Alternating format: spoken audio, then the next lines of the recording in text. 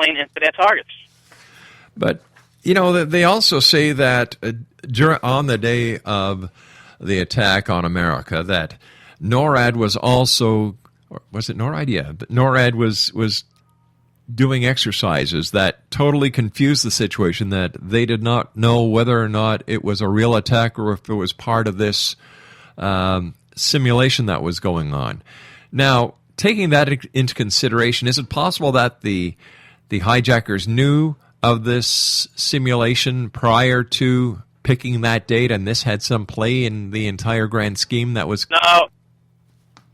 No, I doubt that, because the hijackers wouldn't know much about our military as we would know about them. See, our military and government knew something was up. It's like a trivia question. If you ever played Trivial Pursuit and they ask you a question, you're racking your brains trying to figure it out. Once you know the answer, it's easy to say, oh, that's the answer. So when all is said and done, we have all the facts. 4 planes got hijacked. We know that now. Okay, why didn't the government stop 4 planes? Well, we didn't know how many they ended up taking. We didn't know where they were taking off from, where they were headed. We didn't have any information. Like I said, it's like a trivia question. Once you have all the answers, it's easy to point blame. Sure. So, yeah, they knew that. No, how do you know they didn't? How does anybody know what the government knew? They're pretty much secretive on a lot of stuff. I guess that leads us to as far as the exercises that were going on, let me clear up any misunderstanding about that. Like I said, they knew something was up, and they were trying to figure out what to stop. That's why they were doing those exercises that were going on right around that time. They knew something was up, and they didn't know what it was, and they were trying to figure out what to prevent. A lot of people then ask the question, how could an aluminum plane penetrate a steel-framed building? That's another question that's out there. Okay. Well, if you look, there was 10,000 gallons. That's why they took those planes from the long flights, because they knew the amount of fuel capacity, which would do a lot of damage. If you imagine taking an empty plastic milk gallon and throwing it at a screen. Yeah. It's going to bounce, that screen to a screen, it's going to bounce off. It's empty. Now fill it with liquid and throw it at the screen and see what happens. It's going to go right through. So the liquid in the wings made the wings stronger. And it was, the wings were made of aluminum, yes, but the landing gear and the engines were attached to the underbelly of the wings, the underside of the wings. So upon landing, even just sitting there, it would put pressure on the aluminum from the landing gear, and the wings, the engines would rip the aluminum due to the vibration in flight. There was a thick steel beam underneath, and it is the expand of the wings to support the weight of the fuel, and also where the engines and landing gear are mounted. That thick steel beam did most of the damage, as well as the wings and the fuel in the wings. Okay. So it wasn't just an aluminum plane. All right, but like I said, they twist facts around to get you to believe what they need you to believe. What about the video footage that some people have spread throughout the internet, where just as the towers are coming down, it's as if there's explosive charges going off? Okay. Now, when the top of the South Tower fell over, do you remember? Of course, you remember that. Sure. You probably watched it thousands of times. I did. Yeah. Well, what happened was when the plane hit the building and penetrated the core, and the top of the South Tower falling over, it fell over to the side that was hit because the plane destroyed the steel on that side. Mm-hmm. Now, as the fires were burning at 2,000 degrees, not hot enough to melt any steel, because steel doesn't melt until about 2,800 degrees, but at 2,000 degrees it starts to weaken. And after 56 minutes, the undestroyed steel was weakened to the point it could no longer support the above weight of 32 floors. 56 minutes, 32 floors. The North Tower, it burned for 102 minutes, and it only had 14 floors of weight above its impact zone. So basically there was twice as much weight above the impact zone in the South Tower as there was in the North Tower, and the South Tower fell in roughly half the time. It's elementary school logic. And as far as the explosion that happened, what do you think happened when the top of the building the top of the South Tower came down and landed on the impact zone? It made a loud noise that sounded like an explosion.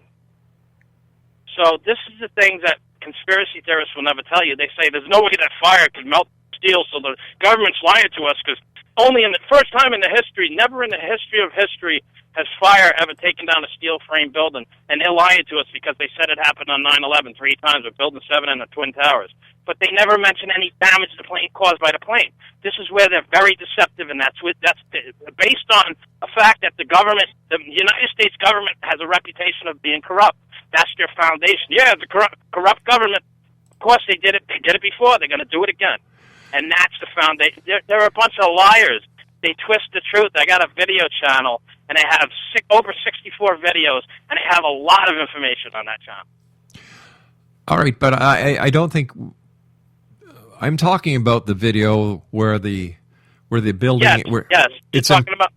It's imploding. One of the towers is imploding, and as it goes down, it's as if there's explosive charges going off from within the building before the collapse part.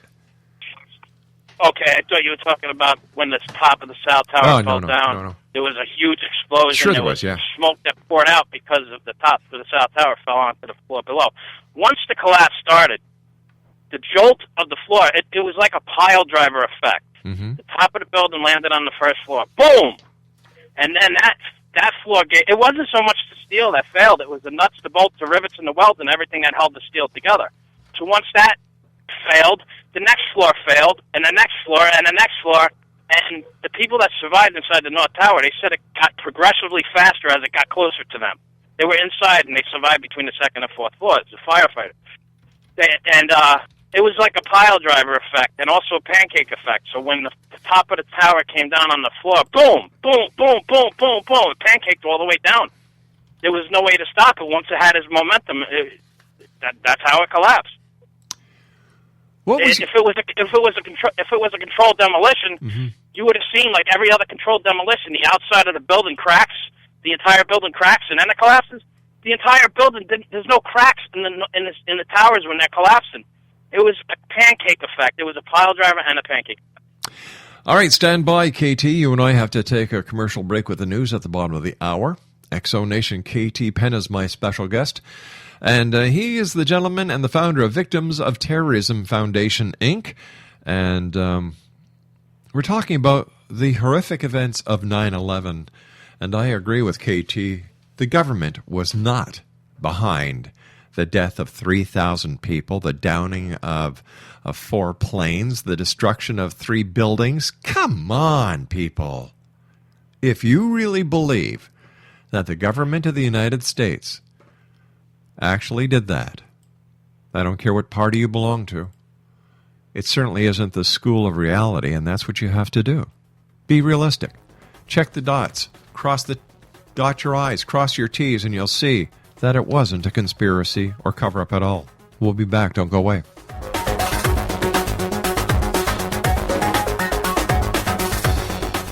Are you considering calling a psychic to read your situation? Then consider David Champion, a psychic medium for more than 20 years with thousands of readings under his belt. David Champion will make you feel comfortable. He has proven to be honest and accurate. He's a straight shooter. There's no guesswork. What he sees is what you get. While he is a medium, most of the calls focus on relationships, not only love, but work, school, neighbors, and more. Need help with finding a job and preparing for the interview? Are you dealing with people who are obstacles in your path? For more information, go to davidchampion.com, $1.50 per minute paid by credit card with a minimum of 30 minutes. For your reading with David Champion, call 1-877-702-8598. That's 1-877-702-8598.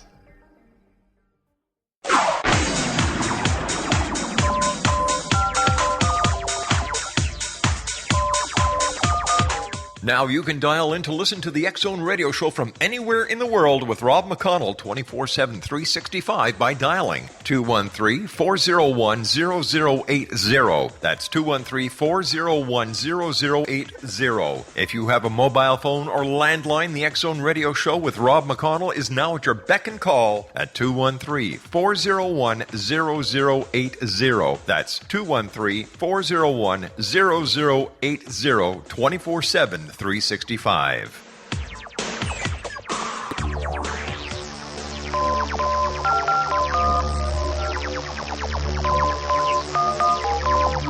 Now you can dial in to listen to the X-Zone Radio Show from anywhere in the world with Rob McConnell 24/7, 365 by dialing 213-401-0080. That's 213-401-0080. If you have a mobile phone or landline, the X-Zone Radio Show with Rob McConnell is now at your beck and call at 213-401-0080. That's 213-401-0080, 24/7, 365.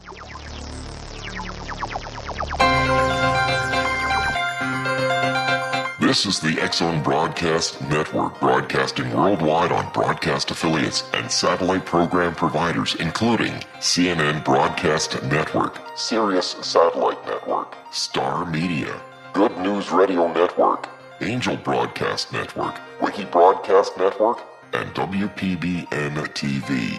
For more information on the X-Zone Broadcast Network, visit us at www.xzbn.net.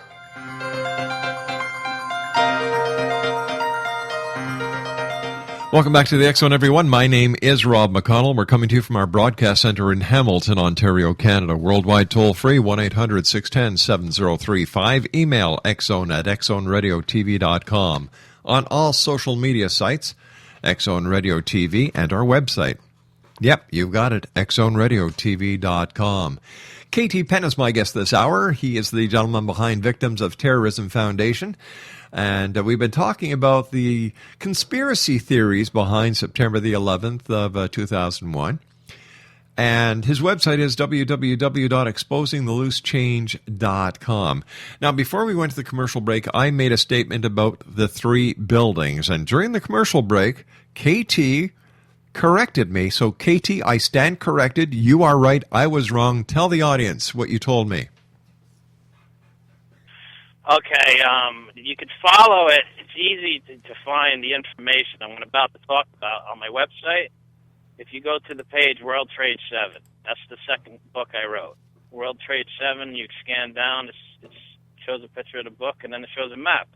And it shows a bunch of buildings in blue, and those are all the buildings that destroyed that day. Mm-hmm. The collapse of the towers, the fallout of the collapse of the towers destroyed a total of 8 other buildings. Actually, 7 other buildings. It was the collapse of Building 7 that's destroyed, the fallout from Building 7 destroyed another non-World Trade Center building.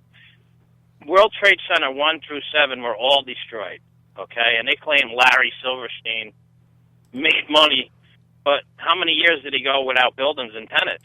He lost money, you know, and they blame him for suing the insurance company, which everybody wants to do anyway.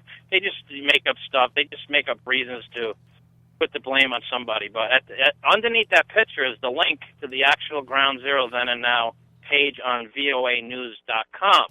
Now, when you bring that up, it shows you all the buildings highlighted, and you would click on them. You can see the before, the aftermath, and the future of each building, and it has an explanation under each building of how it got destroyed. So if you go to www.exposingtheloosechange.com and the page of World Trade 7, you can see that map and click on the link. And there's a couple of videos on there that shows Barry Jennings, the guy that survived. He got out around noon. And then there's another video, World Trade Center 7, The Hidden Truth, which conspiracy theorists do not want you to see because it has so much information. It has video footage of the firefighters actually testifying that they watched the building. It was leaning over. Mm-hmm. The building was... There was an underground tunnel, and there was a parking garage underneath Building 7. When the South Tower came down, it blasted through World Trade Center 7, and it started fires. The cars were exploding. There was a lot of stuff going on that conspiracy theorists will never reveal. My research, what I did was I double-checked their research, and I fill in the blanks of what they left out, and it makes them look very bad because they definitely made this stuff up. They're full of crap. What is your inspiration for doing what you're doing? Why do you want so many of these conspiracy theorists put down? Why is it so important to you that the government be proven to be innocent in all this? Well, it's not so much the government being proved innocent, it's proving the truth and the facts that